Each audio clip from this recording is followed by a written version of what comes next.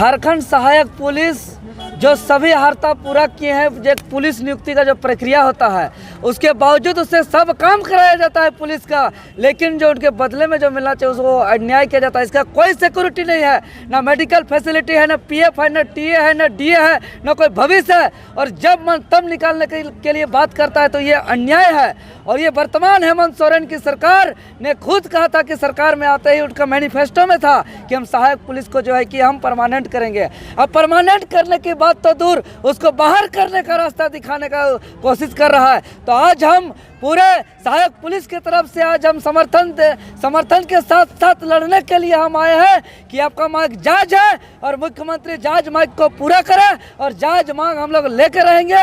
और इसके लिए पिछले बार जो है मिथिलेश ठाकुर जी जो मंत्री साहब ने धोखा देकर साजिश के तहत षड्यंत्र के तहत उठाया था, इस बार किसी भी प्रकार का साजिश और षड्यंत्र और झूठा आश्वासन से हम लोग नहीं उठने वाले हैं। 2 अक्टूबर तक शांतिपूर्ण तरीके से हम लोग अपना आग्रह निवेदन कर रहे हैं। उसके बाद 2 अक्टूबर से जो है एकदम अनिश्चितकालीन के लिए भूख हड़ताल की ओर हम लोग रहेंगे। चाहे जितना शहीद होना है शहीद होंगे, लेकिन अपना हक अधिकार के लिए समझौता नहीं कर सकते हैं, क्योंकि हक अधिकार से हम लोग सर कटा सकते हैं लेकिन सर झुका सकते नहीं है। इसीलिए माननीय मुख्यमंत्री जी तत्काल संज्ञान में लीजिए और सहायक पुलिस को वेतनमान जो है सुनिश्चित कीजिए और इसका सारी जितने मांग है सब पूरा कीजिए। अन्यथा ये लड़ाई सिर्फ सहायक पुलिस की लड़ाई नहीं है, तमाम छात्र संगठन के तरफ से, मैं तमाम युवा की तरफ से, चाहे तकनीकी छात्र हो, गैर तकनीकी छात्र हो, जेपीएससी, जेएसएससी, तमाम छात्र का समर्थन है पूरे झारखंड प्रदेश का। और ये लड़ाई आज ये मोरहाबादी मैदान में चल रहा है, आगे जाकर ये लड़ाई पूरे प्रदेश में गूंजेगा। या आगे जाकर चक्का जाम करना पड़े, रोड जाम करना पड़े, या मुख्यमंत्री का हुड़का जाम करना पड़े, कुछ भी करना पड़ेगा तो ये जवान पीछे नहीं हटेंगे। पिछला बार माननीय मंत्री मिथिलेश ठाकुर जी ने बेवकूफ बनाने का काम किया है। वो भूल गए हैं कि यही नौजवान वोट दे करके उनको जिताए हैं और वो लोग जो है कि सरकार का आहर बाहर करके जो है कि गुमराह करके जो है कि आश्वासन, झूठा आश्वासन देके उठाए। इसलिए मिथिलेश ठाकुर जी इस बार तो आप हमारे धरना प्रदर्शन आने का भूल जाइए। आप बहुत आक्रोश है आपके प्रति छात्र, दोबारा इधर आप जो है कि आप अब डेट हो गए आपको पूरा छात्र जो है कि आपको अब देखना नहीं चाहती है। इसीलिए मिथिलेश ठाकुर मंत्री हो या कोई भी विधायक मंत्री हो, इस बार किसी भी प्रकार का झूठा आश्वासन और साजिश और षड्यंत्र नहीं चलेगा। पिछले बार हम लोग धोखा खा चुके हैं, इस बार अब धोखा नहीं खा सकते। आदमी एक बार धोखा खा सकता है, बार बार धोखा नहीं खा सकता है। कल से उठेंगे ही नहीं, इस बार सीधा सीधा लिखित पूरा कीजिए मांग, तब जाके उठना है इस बार। नहीं तो इस बार उठने का आश्वासन का बातें नहीं होगा, यहाँ सीधी सुनवाई और कार्रवाई की बात होगी। इस बार ना आश्वासन ना बयानबाजी पे काम चलेगा। अभी तक तो नहीं की है।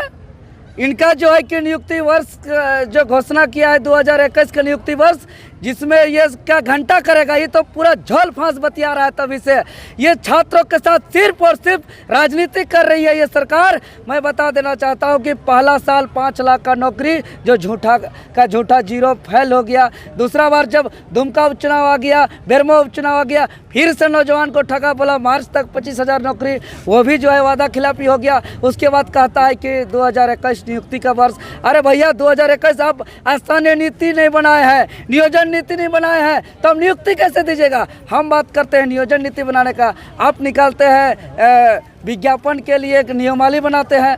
नियमावली हम थोड़ी बनाने के लिए बोलते हैं। इसीलिए ये सरकार जो है कि बहुत सारी वादा खिलाफी कर रही है।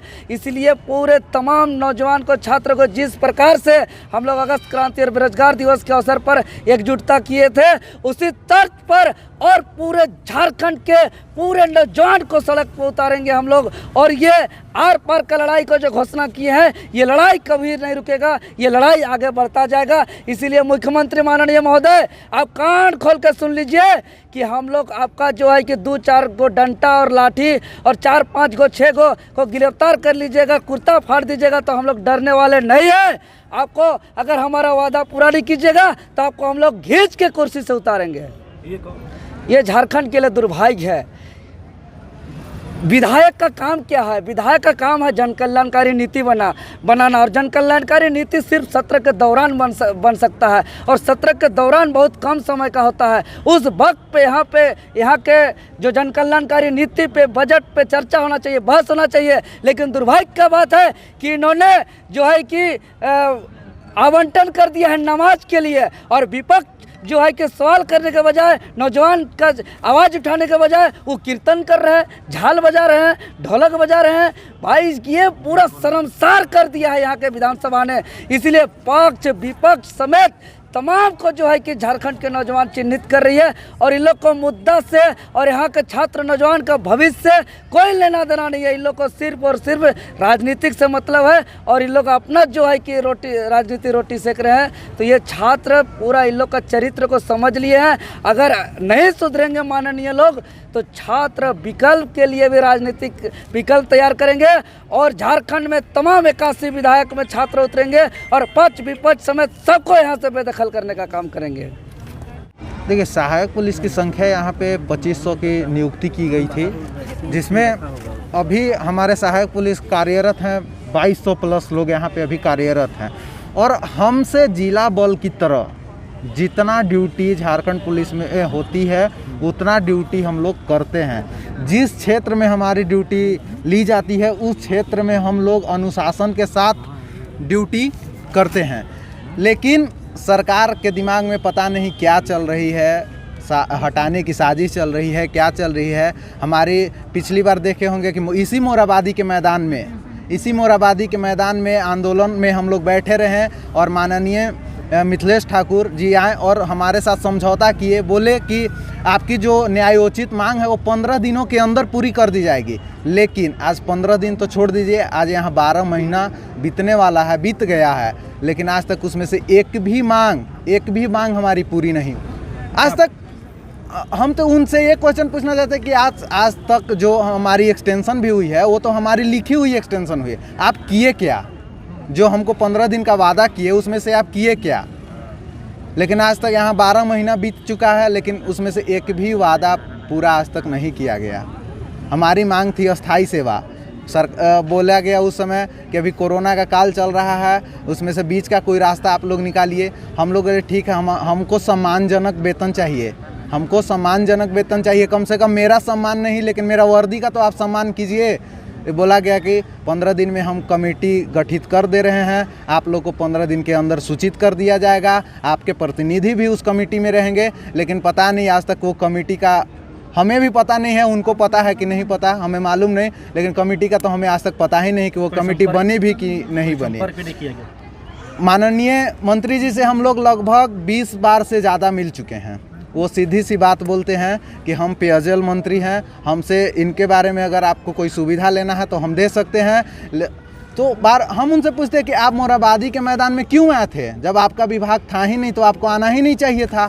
वो बोले कि हमको 2 दिन का प्रतिनिधि बनाया गया था, इसलिए हम आपका आंदोलन करने के लिए, यानी उनका कहने का मंशा था कि हम आपके साथ छल करने के लिए मोराबादी के मैदान में आए थे। बस उनसे ये कहना चाहेंगे, अभी भी आपके माध्यम से कहना चाहेंगे कि जो आप वादा करके गए हैं वो वादा पर अपना अडिग रहिए, अपना क्रेडिबिलिटी को खोइए मत। ये आंदोलन हम लोग शुरू से ही हम लोग जब आंदोलन करने के लिए यहाँ पे आ रहे थे तो हम लोग का 1 महीना पहले भी मीडिया लोग से बात किए तो हम लोग बताए थे कि हम लोग का आंदोलन ये अनिश्चितकालीन चलेगा। ये आंदोलन का कोई अंतिम समय नहीं होगा जब तक हमारी मांग को पूरा नहीं किया जाएगा। ये आंदोलन अनिश्चितकालीन है। हमारे सहायक पुलिस जितने ज़िले में कार्यरत हैं, यानी जितने ज़िले में बहाल हुए हैं, उन सभी ज़िलों से, यानी 12 ज़िलों से हमारे सभी सहायक पुलिसकर्मी यहाँ पे उपस्थित हैं। हम यहाँ देख रहे हैं कि ये परेशानी है, छोटा परेशानी हम लोग उसमें मैनेज कर लेंगे, लेकिन ये जो बड़ा परेशानी हमारा पेट का परेशानी है, हम कहाँ जाएंगे? हम ये सोच कर यहाँ पे टिके हुए हैं कि हम जाएंगे कहाँ 5 साल के बाद। ये 4 साल जो हम ये विभाग को अपना दिए, उस विभाग का एक्सपीरियंस का हम यूज कहाँ करेंगे? किस जगह में योगदान देंगे? अगर आज हम लेबर में काम करते तो उस जगह पे हम एक मतलब स्किल मेरे पास हो जाता, लेकिन हम इस स्किल को लेकर जाएंगे कहाँ, क्या करेंगे? ये सोचकर हम ये छोटा परेशानी को हम सहन करने की मतलब क्षमता मेरे अंदर आ गई है। सरकार का साफ मंशा है, क्योंकि जो ये लास्ट एक्सटेंशन हम लोग का बढ़ाया गया उसमें साफ साफ सरकार हमें लिख के दी है कि ये आपका अंतिम वर्ष का विस्तार है, इसके बाद आप भविष्य में कोई दावा नहीं कर सकते। अल्टीमेटम भी मिल चुका है हमको। ये हमारा अगस्त 2022 में मेरा एक्सटेंशन खत्म हो जाएगा। ये सभी सहायक पुलिस का जी। हमें भविष्य का तो डर सता ही रहा है, लेकिन एक जो हमारे साथ वादा किया गया, झूठा वादा जो किया गया पिछले साल, उसका भी यहाँ सभी सहायक पुलिस को गुस्सा है अंदर से कि जो हम लोगों को पिछले साल ही हमारे माननीय मिथिलेश ठाकुर जी बोल देते कि आपके साथ कुछ नहीं हो सकता है, हम यहीं पे रहते, क्या करते नहीं करते वो हम लोग समझ लेते, लेकिन वो जो झूठा वादा करके यहाँ से गए हैं वो सबसे बड़ा सबको गुस्सा है। यहाँ पे आपको साफ दिख सकता है, अगर किसी भी सहायक पुलिस से आप बात करेंगे तो आपको साफ दिख सकता है कि उनके भावनाओं में आता है कि पिछले साल हमारे साथ झूठा वादा करके हमको यहाँ से अपने ज़िला में ये बोलकर योगदान कराया गया कि आपका जो समस्या का निराकरण है वो 15 दिन में पूरा कर दिया जाएगा। इस बार आपको जो करना है आप जिला को लेटर भेजिए, कैबिनेट को मीटिंग बैठाइए, हम यहाँ बैठे हुए हैं, सब चीज़ जो प्रक्रिया होता है कर लीजिए, उसके बाद ही हम यहाँ से जाएंगे।